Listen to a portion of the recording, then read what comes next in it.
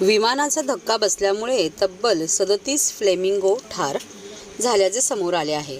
सोमवारी रात्रीच्या सुमारास ही घटना घडली. Rescue association for wildlife वेलफेअरने याबाबत माहिती दिली. सध्या मृत्यूचे कारण विमानाशी पक्ष्यांची टक्कर असे सांगितले जात आहे, पण शवविच्छेदनानंतर याची पुष्टी होईल.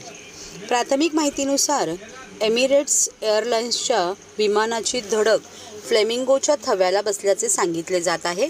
अद्याप एमिरेट्सकडून याबाबत माहिती देण्यात आलेली नसली तरी थोड्या वेळात ते अधिकृत निवेदन जारी करणार असल्याचे समजते.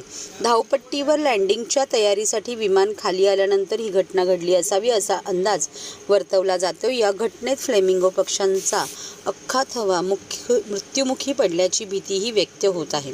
घाटकोपर हे आंतरराष्ट्रीय विमानतळाच्या अगदी जवळ असलेले उपनगर आहे.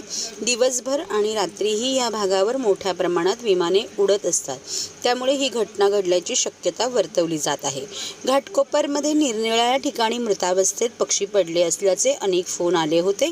याबाबत माहिती देताच वनविभागाच्या मॅग्नो सेलने तात्काळ पावले उचलत RAWW पथकांसह शोध मोहीम सुरू केली आणि सोमवारी रात्री त्यांना अनेक मृत फ्लेमिंगो आढळले.